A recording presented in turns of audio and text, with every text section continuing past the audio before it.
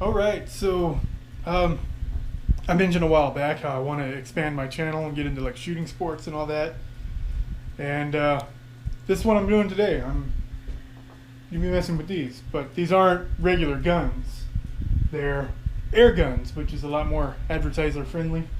The word gun itself is not advertiser friendly. That's actually why you see a lot of the bigger YouTube channels, like Flare, like the other guys from the Guggen Squad that do shooting sports, or guys like Demolition Ranch. Like, not on Demolition Ranch because that channel doesn't make any money anyway, not from YouTube's advertising.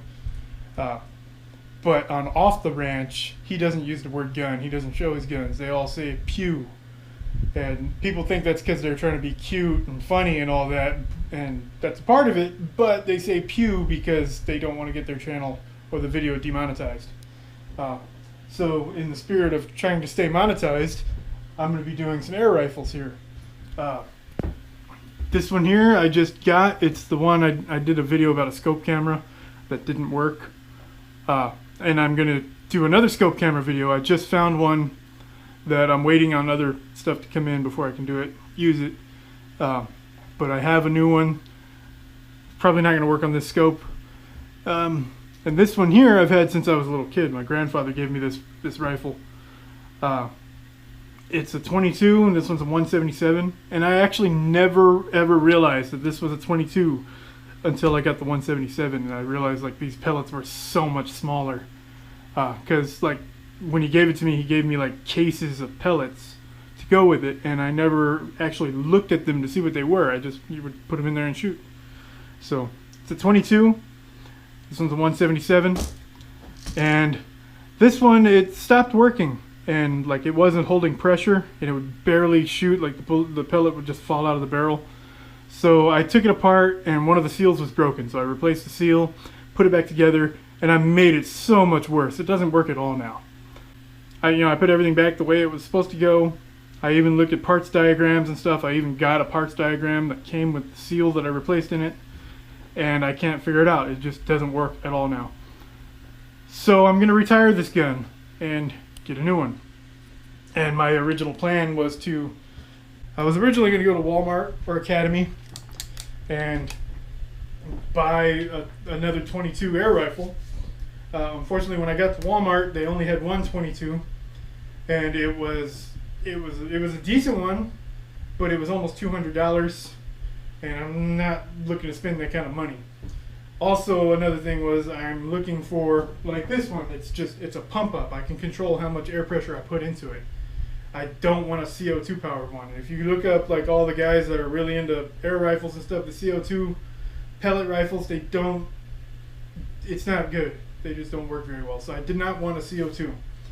So I went to Academy. Like the Walmart only had the one, and that was it.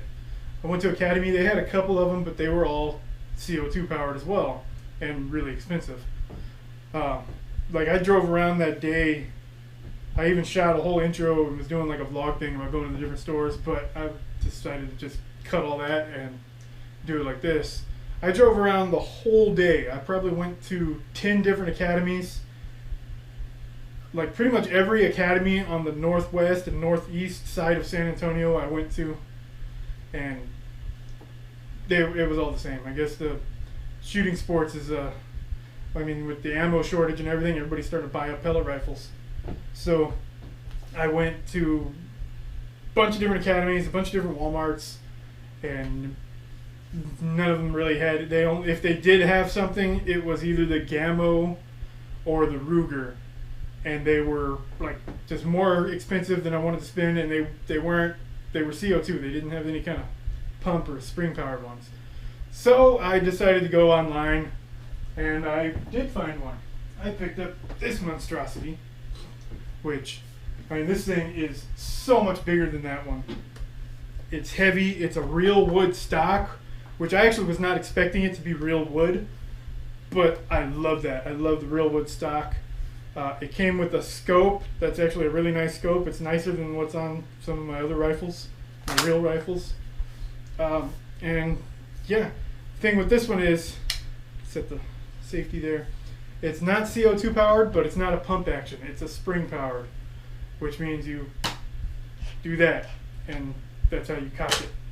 You cock it and pump it. You do one pump and it's done. So that it's actually, as far as air rifles go, it's a lot more consistent, I guess, and it's a better option. But I mean, I would still prefer an actual pump action. So if I didn't want to put that much power into it, I could only pump it a couple of times, or if I wanted it to be really powerful, I could pump it a bunch. This one is just one pump, and it is heavy, and it's big. It is actually bigger than my actual real 22 rifle. It's bigger and heavier than the real rifle. In fact, it's so big and heavy, and it's actually kind of loud too. I dry fired it to see how it would be, which you're not supposed to dry fire things, especially something like this, but I did anyway. And it's just as loud as the 22, as the real rifle. So in some cases you might need hearing protection to use this. So, and since it's so big and heavy, I'm not going to keep it up on the rack here with these. I think I'm going to have to keep it in my cabinet with the other guns, with the real guns. But yeah, it's got a really nice scope. This is the Crosman Optimus. Really nice stock, decent scope, and it's a big scope too, which means I can use my scope camera on this one. So that's awesome. It's actually a better scope than what's on, like I think I already said that, my 22 and some of my other guns. It's not a great scope. It's actually the same brand as the scope that I have on my deer rifle, my biggest rifle. It's the same brand as that, and it looks pretty similar, but I mean the other one's obviously a higher end of the same brand. It's a Center Point, which is a low end brand, but they're not the worst out there.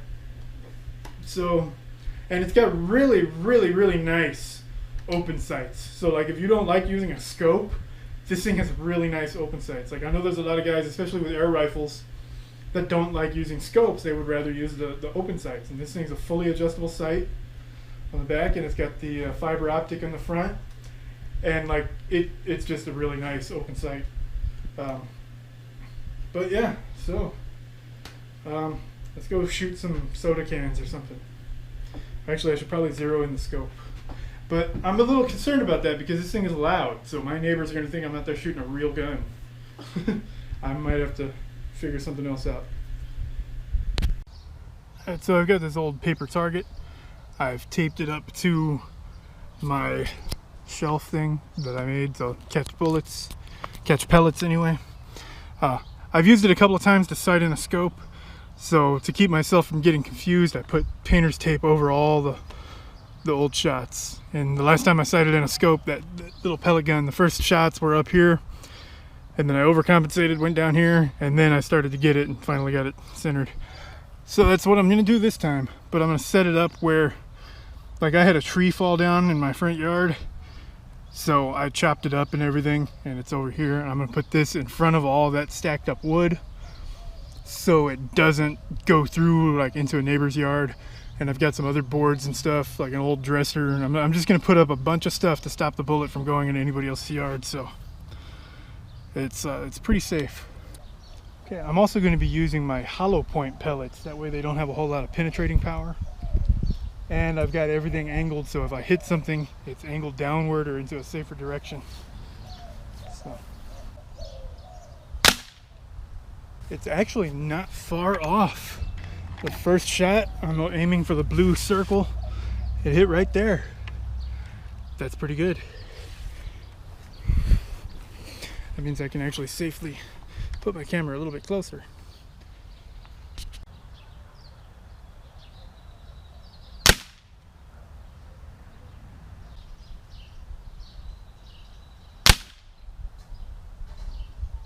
That one was actually a lot farther off, but that was my fault. That wasn't the gun.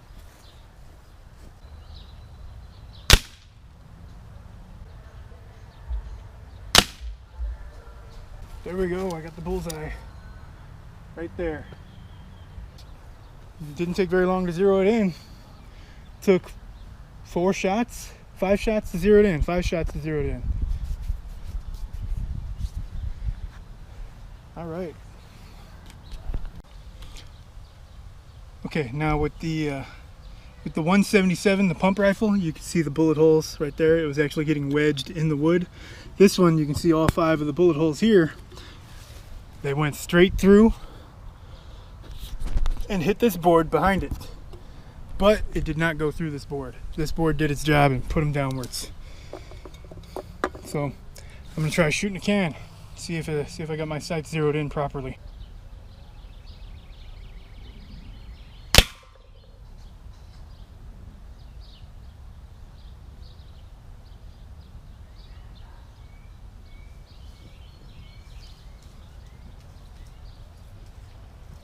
No, I hit it that time. There we go. Whew, look at there. Fall through there. Wow. All right. Much bigger hole than the 177 was leaving. Exit wound's about the same size as the entrance wound. All right, now just for fun, I'm gonna shoot this again with the 177 and do a comparison on the size of the bullet hole. Turn it just a little bit there.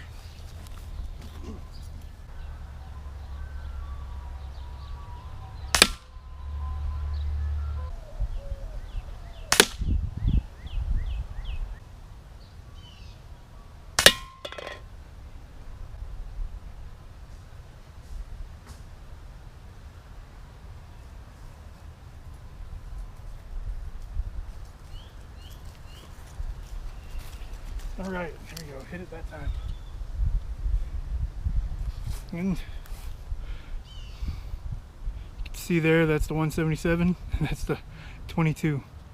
Really not that much of a difference. And there's the exit wounds. Exit wounds have a bigger difference than the entry wounds. And just so you can see, I don't know where that third shot went, somewhere over here for the 177, but there's the first one embedded in the wood. There's the second one embedded in the wood. I only took 3 shots with it. And the other one's probably down here on the ground somewhere. Here's the box. As you can see, it's ideal for target shooting, bird hunting, squirrel hunting, or even raccoons.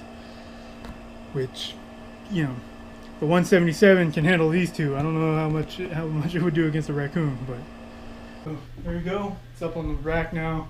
Decided to keep it up there just so I have something in the background of my videos. But it wasn't very hard to get it sighted in. It took 5 shots to get it zeroed in. When I missed the can, it was on me because I was unsteady. And yeah, it does what I wanted it to do. It's a little more powerful than I expected it to be. Because I mean, this is actually the cheapest 22 caliber air rifle you can get. It's just over $100. So I think I paid $107 for this one. And yeah, and that's because I found a good deal on it. They're not normally that size. It is a break action pump, so you only pump it once. It's a break barrel. That's what it's called. I really would have preferred a regular pump action because one of the issues with this design is with every break barrel rifle, every time you do that, it might be a little less accurate. But I think for what I wanted to do with it, it's gonna work out. I bought these so I could do pest control stuff, like in the backyard, maybe do some videos hunting rats or birds, pigeons or something. But since I got this one, I've had it for like a month or 2 already, there's not been a single pest. Like I used to have problems with raccoons in the backyard, possums, there's a skunk out there somewhere. That's why I got these. You know, also I had a problem with like pigeons and other birds that were doing stuff to my gutters. It was messing stuff up out there. But since I got these, they haven't been here. It's springtime, you think they'd be everywhere. But yeah, maybe I don't know, maybe one of you guys has some property somewhere, like an industrial property, like a shop or something like that. It's got a problem with pests. I'd kind of like to do a video doing pest control. So if somebody out there has a property with a problem like that, maybe around San Antonio or just outside, something like that, let me know. I'll go take care of a pest problem, or at least some of it. Well, anyway, I for what I paid for this rifle, it's worth what I paid. It's very nice. It's not the best out there by any means, but in this price range, there's nothing that can compete with it, because there's nothing else out there. And I do know there are some higher end air rifles that aren't as good as this. So for probably about 120 bucks is the average price. That's you're good. So yeah, thanks for watching. See you next time.